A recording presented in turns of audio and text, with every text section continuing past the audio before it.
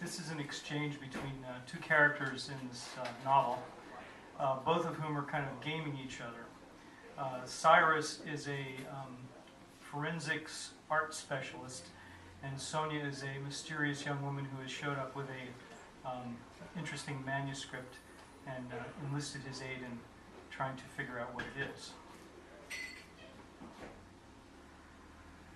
Cyrus Narcy pulled his convertible SL 550 to the curb in front of the Commander Hotel at exactly 8:10 p.m. Sonia was waiting beneath the red awning wearing a simple black dress that would have looked modest on almost anyone but her. Her muscular legs embossed silk fabric, emerging beneath the hemline as sculptured calves that poured into spike-heeled pumps. A blonde mane fell loosely around her shoulders, framing a chain that held a pendant made from ancient Roman glass. It sparkled golden in the marquee lights and led Cyrus's eyes directly to her spectacular cleavage.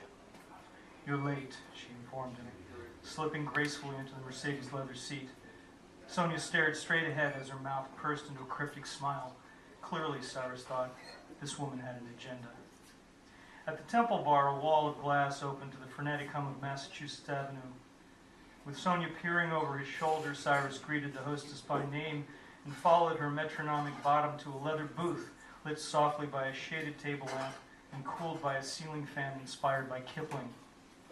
On the brick wall behind the semicircular booth, a mirror allowed Cyrus to keep tabs on the casually chic crowd dressed in black at the Copper Bar. It always amused him to watch the parade of young urban professionals sipping bees' knees, brass monkeys, and Molokai mules beneath an impressionistic mural that hung above their heads like a sardonic thought bubble mocking their social rituals.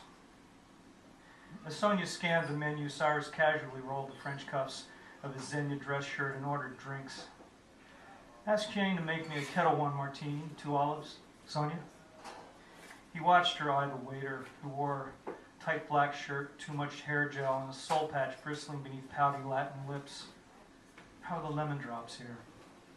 "How do you want them?" the boy countered. Sonia batted her eyes at Cyrus.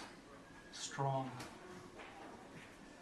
The attitudinal waiter brought drinks, and Cyrus made a mental note to have Shane check his immigration status. He ordered sesame ahi tartar and Blue Hill Bay mussels as starters. The so-called lobster should go nicely with that. Cyrus concluded after scanning the wine list. He leaned back, draped his arm over the rolled lip of the booth, and appraised Sonia's dark eyes brooding above her pale yellow drink. "So, Miss Aronofsky, what's your story?" She answered without looking at him. "Well, I've always been fond of Barbara Kingsolver, but I read Eat, Pray, Love recently and have to admit I thoroughly enjoyed it."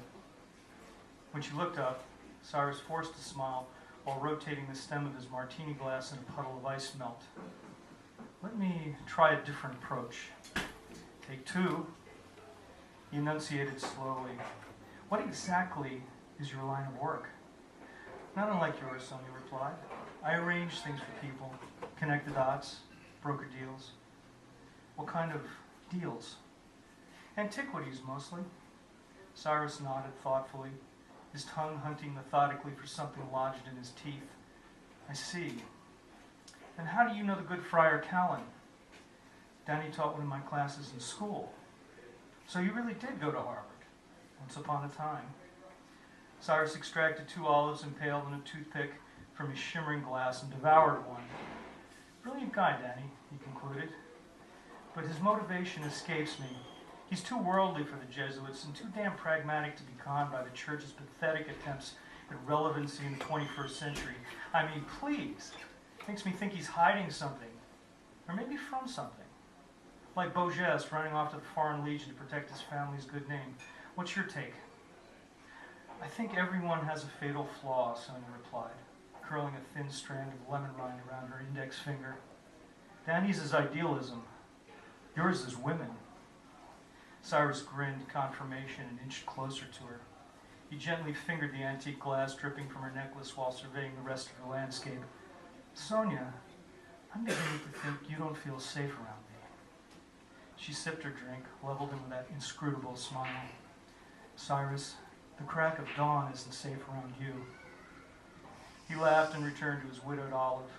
The waiter brought appetizers and wine. as a cluster of loud young lawyers deluged the bar. Sonia probed a poached muscle as she spoke. But I have to confess that I do find you strangely attractive, in a ghoulish sort of way. Must be the vodka. Taste the Pinot Gris that will open your mind to new possibilities. Sonia crossed her arms over her chest and leaned into the table. Let's not get foolish about this, Cyrus. I have a client who's interested in rare manuscripts, and you have the pedigree and technical acumen for authenticating them. That seems to me to be the beginning of a mutually beneficial arrangement. Considered that for a moment. Strictly business? Well, her eyes sparkled as she drew a finger over the condensation on her wine glass. I've never been that strict.